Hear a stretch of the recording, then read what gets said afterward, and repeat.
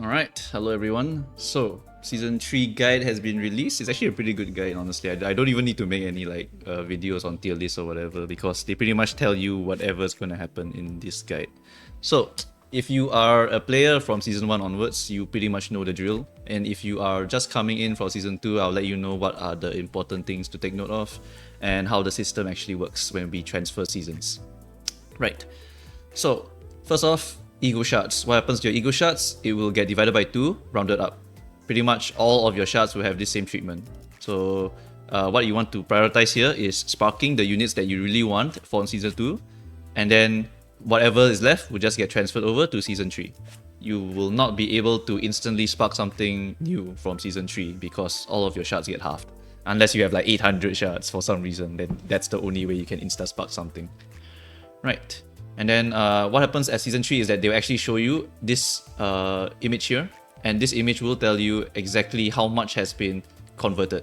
So you will not have to actually count how much has been converted. So this thing here will tell you, and that is something to really take note of. Season 2, prioritize the units that you want.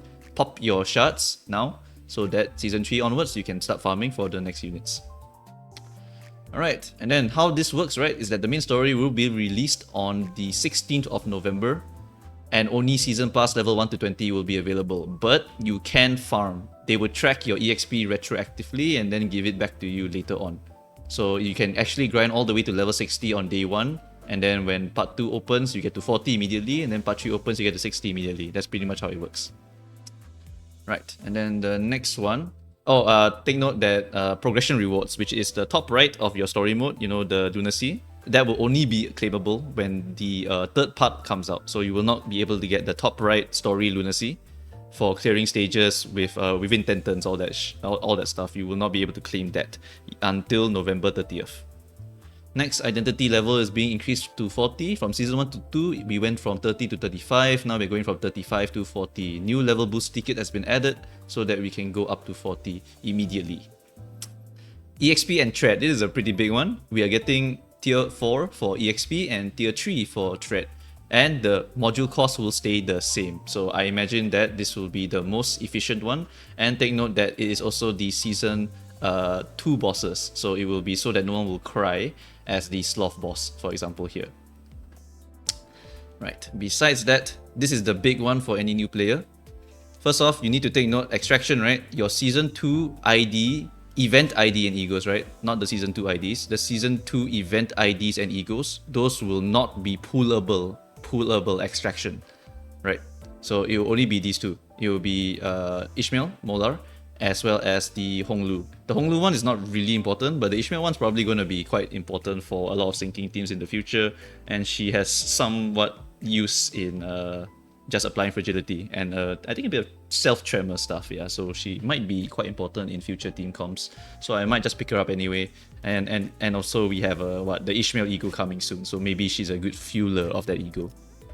Honglu's one is not exactly really good, so wouldn't actually prioritize anyone to get it, but if you want to go and get it, go ahead, man. Like, no one's gonna stop you. But take note to go and dispense it now, because I believe it's also going to be not dispensable after this season. So just take note of these. Soda Honglu, Mola Ishmael, Mola Fixer Otis as well, so make sure you get your Otises. If you were here for the daily logins, you already have it. Otherwise, yeah, you will need to go and spark them before the next season. Otherwise, they will not be obtainable. Here, we can see the Dispensary.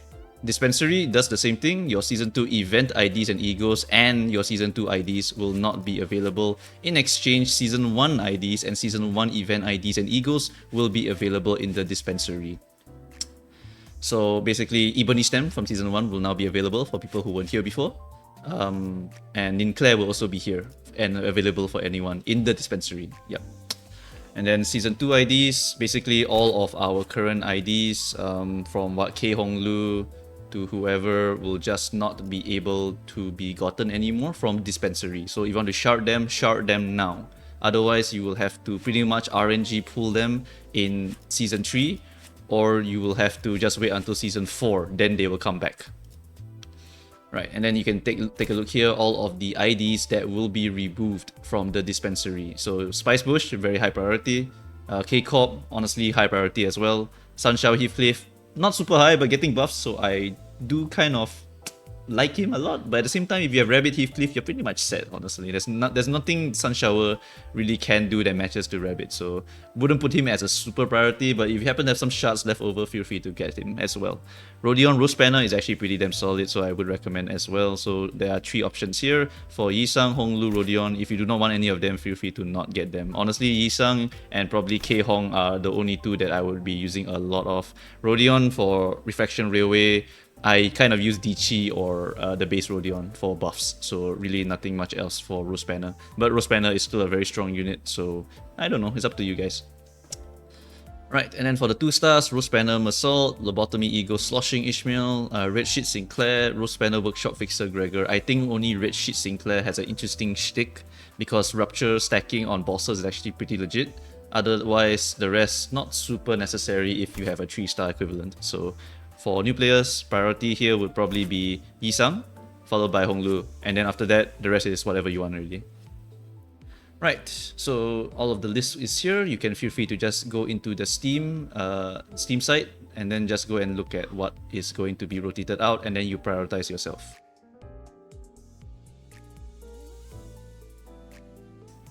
Then Season 3 Dispensary, right? The following IDs and Eagles will be added to the catalog. So here are all of the stuff that is coming back in to Season 3.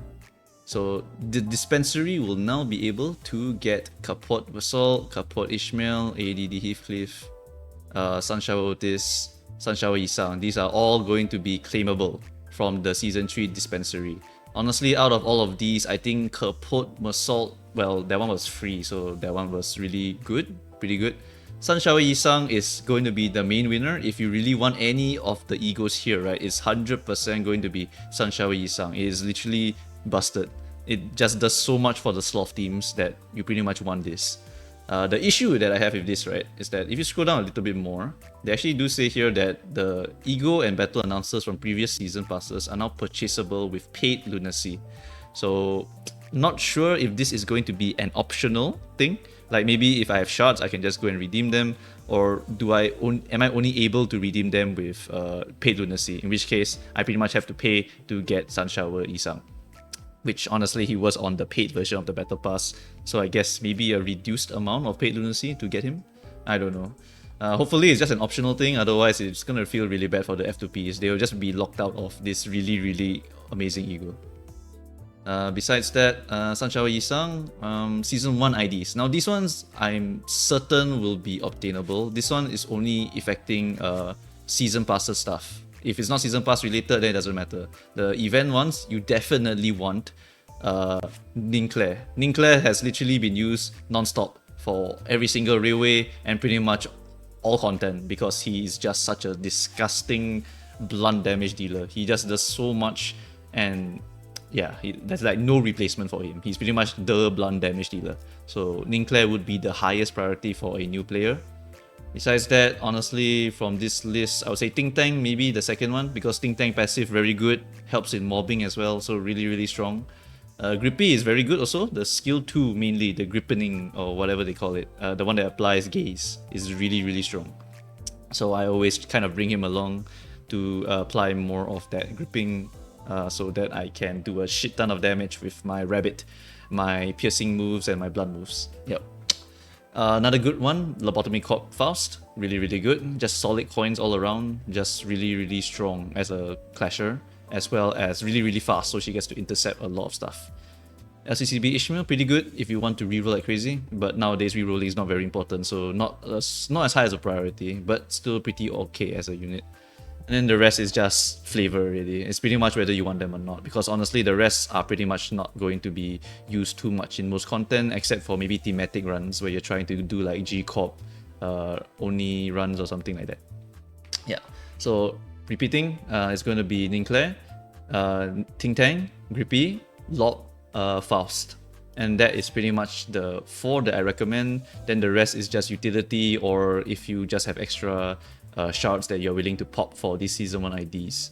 I would say G-Corp Gregor is actually pretty useful for pop because his passive, the benched passive, lets you heal 5 HP every time you clash, which is really nice. So that's the only thing I will mention here. The rest I just kind of don't use nowadays. Right, and oh, of course, Chef is also coming back. Unfortunately, I think I really prefer W Ryoshu way more than Chef Ryoshu nowadays. So even though Chef is coming back and she is very good, I think W Ryoshu is generally more busted. Yeah, because Dither is just a stupid move, and her leap move is also very stupid. So yeah, really strong character here. Unfortunately, I think W is just a little bit better. Right, so this one I talked about it already. You will be able to get it with paid Lunacy, but I don't know if it's an optional one or if it's a must. So whether you can get with shards or not, that one we will have to see once the season hits or when P Moon decides to clarify this line here.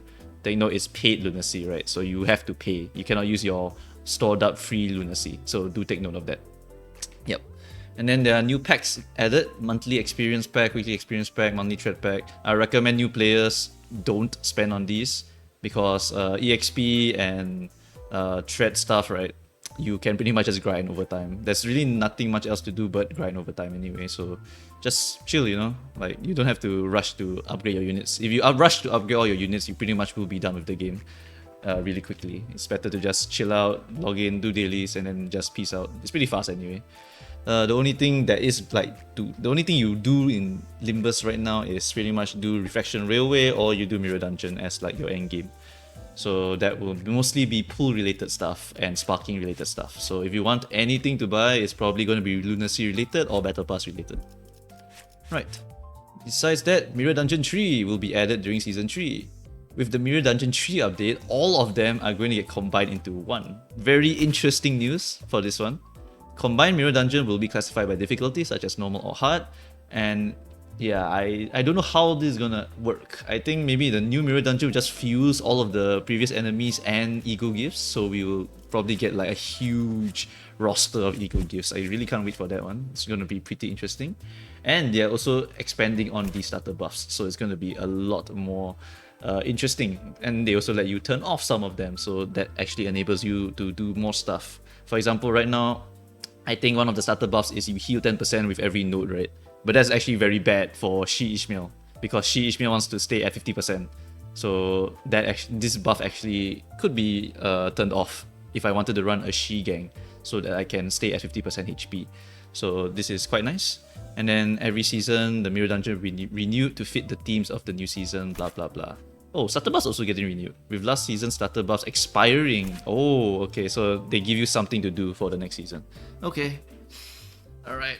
And they pretty much want to make you grind from the start. Okay, that's fine, honestly, because I pretty much Mirror Dungeons, if you have well stacked units, right, you can pretty much clear anyway. So not too worried about it. Mirror Dungeon 3 looking really good. The only one that I'm still sussy about is just this part here, which I've talked about a lot. Yeah, that paid Lunacy part looks a little bit scary, but otherwise this is pretty much a standard season carryover. Right, so just a quick one again. You will get Egoshards carried over. They will be halved and then rounded up. We will get gradual main story and battle pass updates, so it's retroactive, no problem, just continue to progress. Level cap, Luxcavation 4 for EXP and 3 for Thread. Extraction, Season 1 are coming back, and then Season 2 are rotating out. So remember to go and spark your Season 2s. Dispensary, you have to purchase the ego. That one I told you already, I still don't know. And then new packages added and package adjustments. Doesn't matter to a lot of players, honestly. If you want to whale, then go ahead. Otherwise, I would not recommend it. And then Mirror Dungeon 3 looks pretty much like another new mode of Mirror Dungeon. Right. So that's it. Nothing much else to say about this. I really even mentioned some of the units I recommend getting if you are new, and what units you should be sparking for. Maybe I'll just make a list of what units I think are priorities for the season change. Besides that, nothing much else to say. Right, so if I miss anything, do let me know, and if anyone knows any information about this purchasable ego thing, do let me know, because this one I haven't researched yet, and I'm pretty sure the Twitter notes don't have anything about this purchasable ego thing either. Right, so that will be it for this video, and I shall see you guys later with the recommended Season 2 sparks. Alright, bye bye.